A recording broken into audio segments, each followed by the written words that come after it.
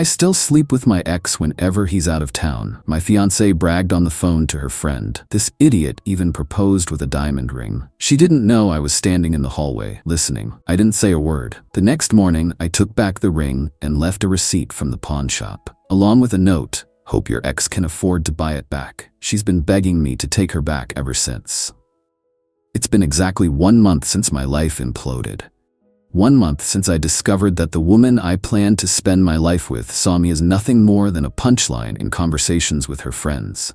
1 month since I executed what I thought was justified revenge.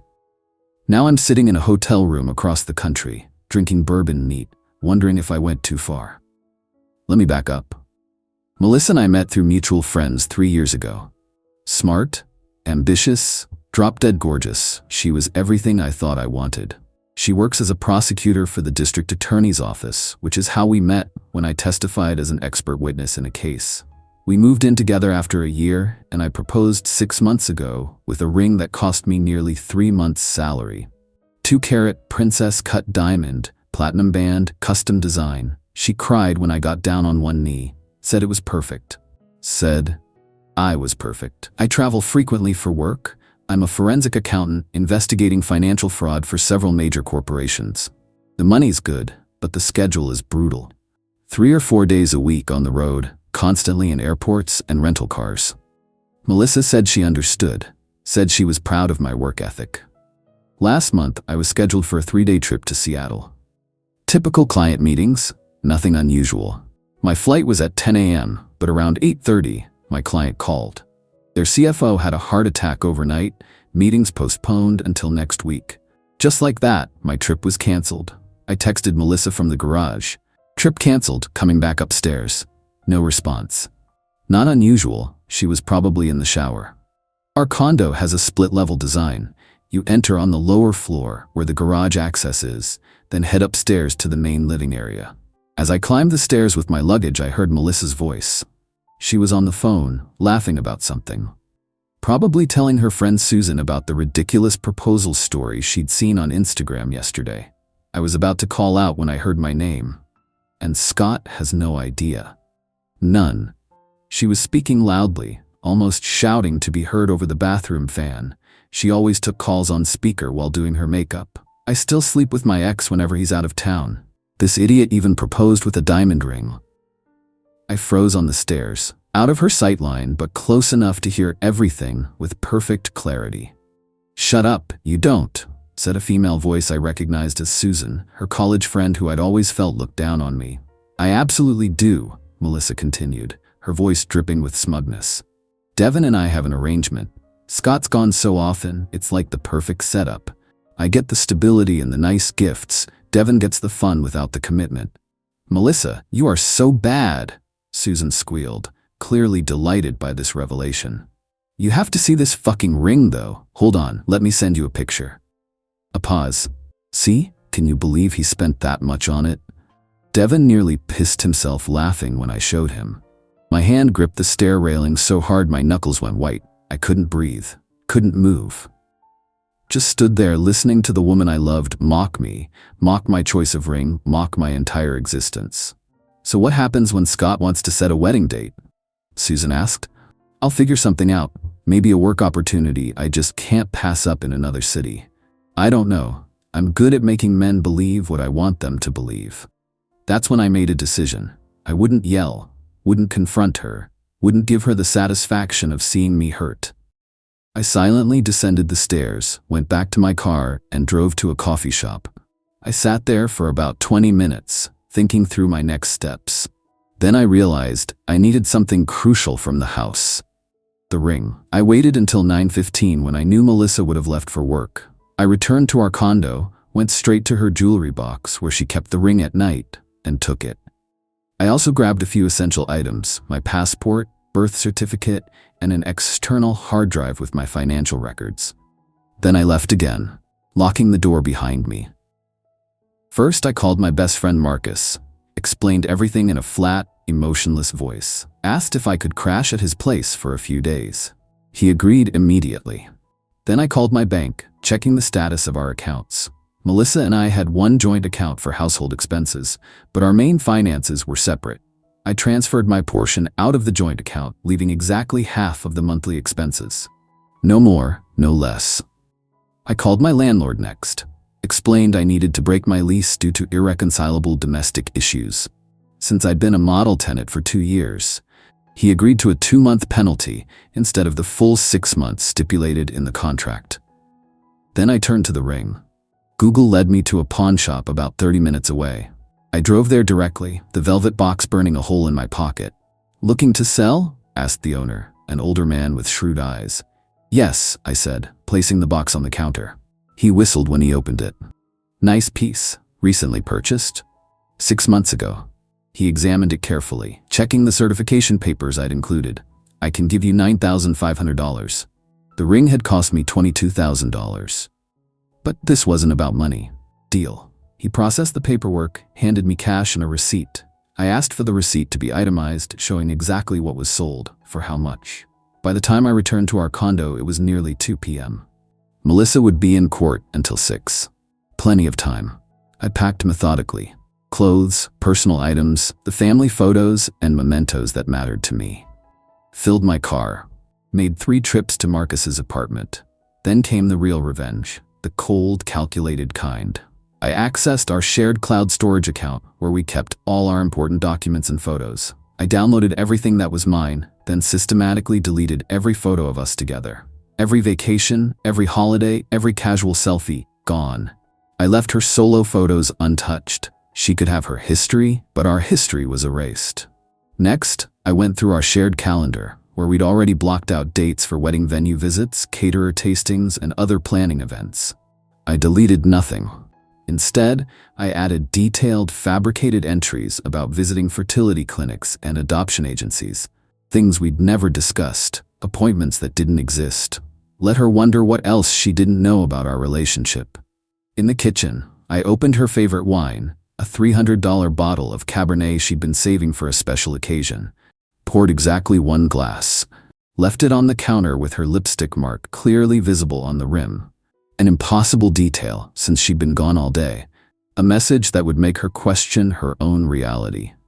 I accessed her work laptop. She'd always left it unlocked at home, trusting me completely. I drafted an email to her entire office, including her boss, with the subject line, "My big news," and wrote a detailed announcement about her supposed pregnancy and immediate plans to leave the DA's office. I didn't send it, just saved it to drafts, where she'd eventually find it and panic about who might have seen it. I took the file she'd been preparing for weeks for a major case, her meticulous notes, carefully organized evidence, and rearranged every single page. Not obviously, just enough to throw off her rhythm, to make her second-guess her preparation when she was under pressure in court. Small things, precise things. Things that would register only to her, with a clarity that screamed, "I know what you did," and I was meticulous in my response. Finally, I took the original velvet ring box, placed the pawn shop receipt inside, along with a handwritten note. "Hope your ex can afford to buy it back." I left it on her pillow where she couldn't miss it. I left my key on the kitchen counter and walked out. When she got home that evening, she'd find no dramatic scene.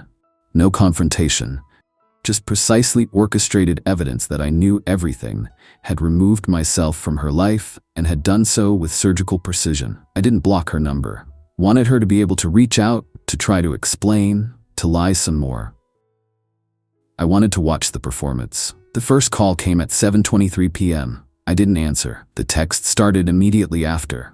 Confusion at first, then panic, then anger. "Where are you? What is this receipt? Is this some kind of joke? Call me back right now?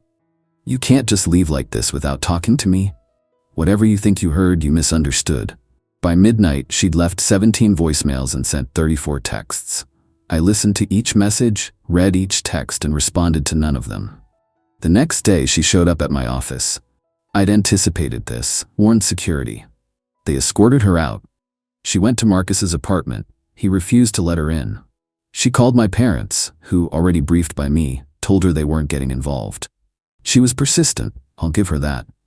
Sent emails to my work account, messages on every social platform we shared, even had flowers delivered to my office with tear-stained notes. A week passed. I maintained complete silence. Focused on work, on finding a new place to live, on rebuilding. Marcus was supportive, but concerned. Dude, don't you think you should at least hear her out? What if there's some explanation? What explanation could possibly justify what she said? I asked. He shrugged. People say stupid shit sometimes, especially to impress friends. I dismissed his suggestion. The evidence was clear. Her words had been unambiguous. Then everything changed. 10 days after I left, I received an email from Susan, the friend Melissa had been talking to. Subject line, "You need to know the truth." I almost deleted it. Almost. But curiosity won. "Scott, you don't know me well, but I need to tell you something important. What Melissa said on the phone that day wasn't true. She's never slept with Devin since they broke up years ago. In fact, Devin moved to Australia 5 years ago, before you and Melissa even met, for a job opportunity and hasn't been back to the States since. She was lying to me. I know because I still follow Devin on Instagram. We were in the same study group in college, and he's been posting about his life in Sydney with his Australian wife and their new baby. Melissa was just trying to seem cool and rebellious to me and our other college friends. We're all idiots who glorify drama and bad decisions. She was trying to fit in with our toxic bullshit. What she did was wrong and horrible, but it wasn't what you think. She never cheated on you. She just lied about it, which is still terrible but different. I thought you should know. I stared at the screen for a long time. Then I started investigating. A quick social media search confirmed it. Devin had indeed moved to Australia 5 years ago. His Instagram was filled with photos of Sydney Harbour, his Australian wife, their new baby, and their beachfront home. He hadn't been in the country since before Melissa and I even met. I found Devin's email through a mutual connection, contacted him directly. "Scott? Melissa's Scott? Man, what the hell? She's been messaging my wife on Instagram crying, saying her life is ruined because of something involving me. She told her friend, you two hook up whenever I'm out of town," I wrote. His response came quickly. "That's absolutely insane. I've been in Australia for 5 years, married for 3, and haven't even spoken to Melissa, except for the occasional comment on social media. I literally haven't been in the same country as her since before you two met. I have no idea why she would say that." I thanked him and ended the conversation. Called Susan next, who confirmed her email. Said Melissa had been trying to maintain a bad girl image with their college friend group for years. Said she'd admitted the truth in a breakdown 2 days after I left. Everything I thought I knew shifted. Melissa hadn't cheated. She'd just pretended she had. She'd mocked me, belittled me, disrespected me fundamentally, but not in the way I'd thought. I still haven't contacted her directly. But I did check in with Marcus, who said she comes by daily, crying, begging for a chance to explain. According to him, she's lost weight, looks like she hasn't slept in weeks. The case she was working on, the one whose files I rearranged, apparently went poorly, with her appearing disorganized and unprepared. Her boss had expressed concern about her mental state. Part of me feels vindicated. The cold, calculated way she spoke about me deserved a response in kind. The things she said can't be unsaid. But another part wonders if my reaction was disproportionate. She lied about cheating to impress a friend whose opinion she apparently valued more than my feelings or our relationship. That's a betrayal of trust, of respect, but not of fidelity. I destroyed a 3-year relationship, a planned future, a life we'd built. Did the crime warrant such an absolute punishment? It's been a month now. I've signed a lease on a new apartment, changed my phone number, moved on, externally at least. But these questions keep me up at night. Did I overreact? Or was her betrayal, different though it was from what I initially believed, still fundamentally unforgivable? I trusted this woman with my life, my future, my heart.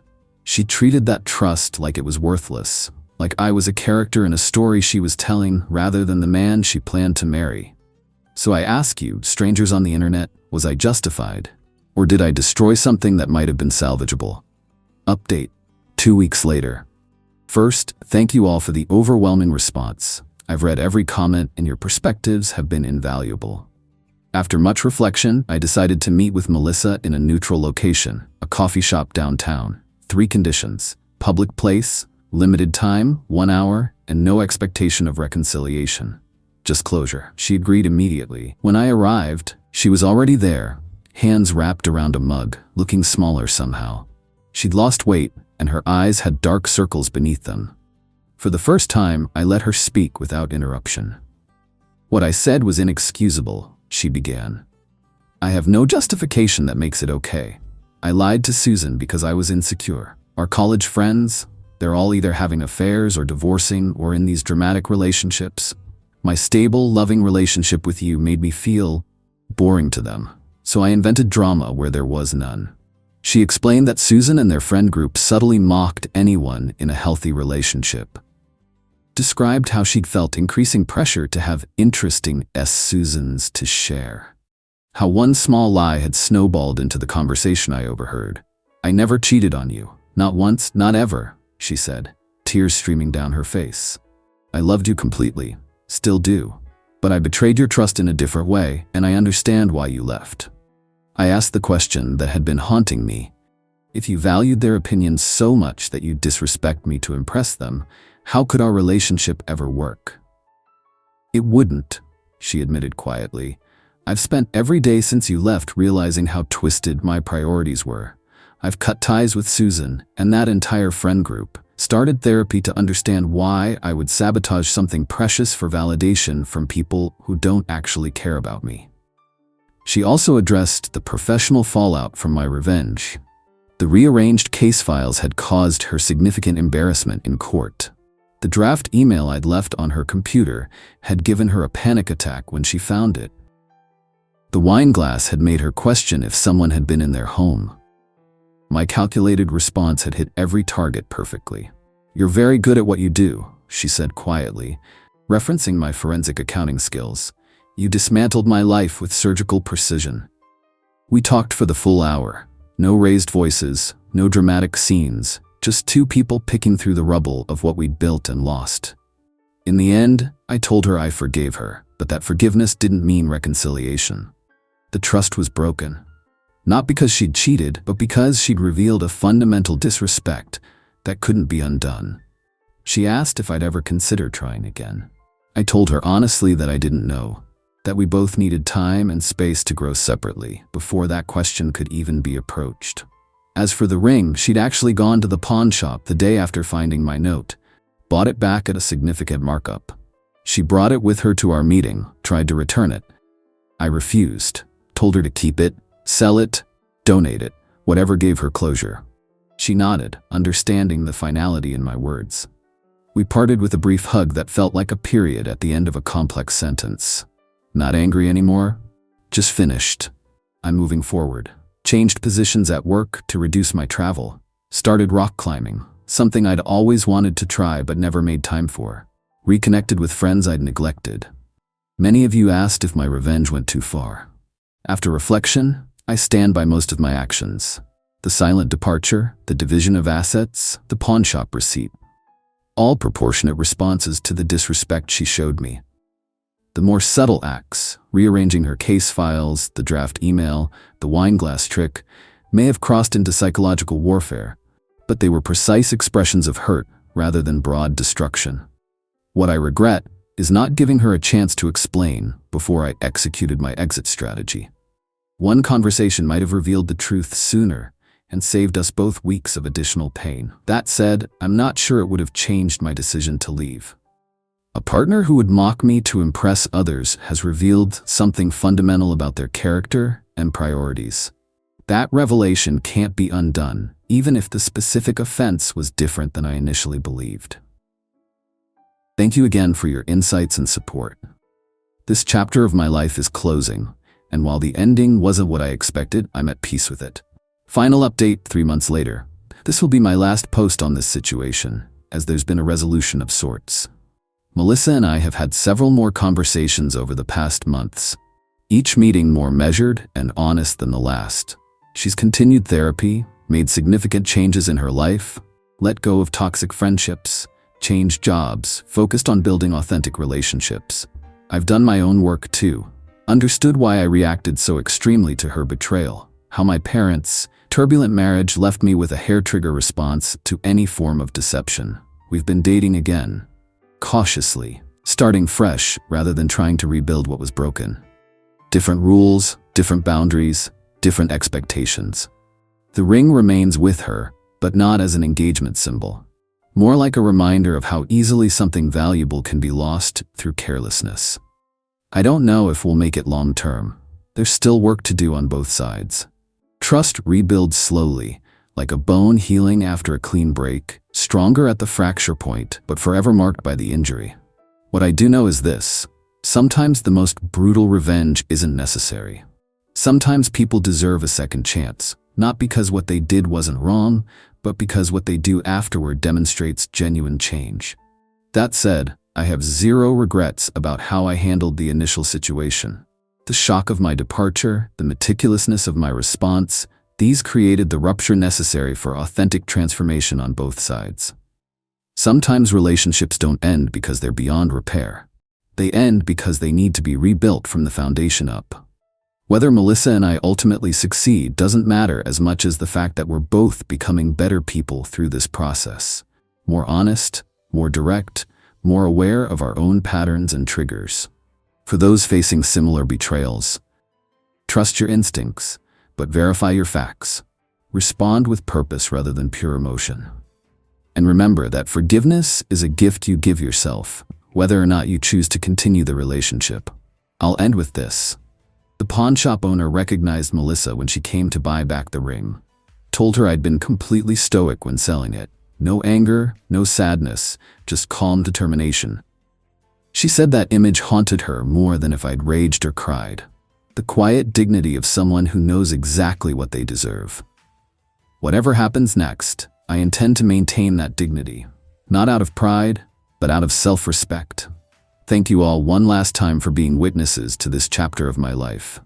Your collective wisdom helped guide me through the darkest moments towards something I never expected. Not just survival, but growth. Edit. To those asking about the specific revenge tactics I employed, yes, finding the draft pregnancy announcement email nearly gave her a heart attack, and the rearranged case files significantly damaged her reputation at work temporarily. The wine glass trick apparently had her installing security cameras and checking for signs of intrusion for weeks. These weren't grand, destructive gestures, just precisely targeted strikes that made her feel exactly what I felt: betrayed, off balance, and questioning everything she thought she knew. I don't necessarily recommend these specific actions to others, but I don't regret them either. Sometimes the most effective message is delivered without words.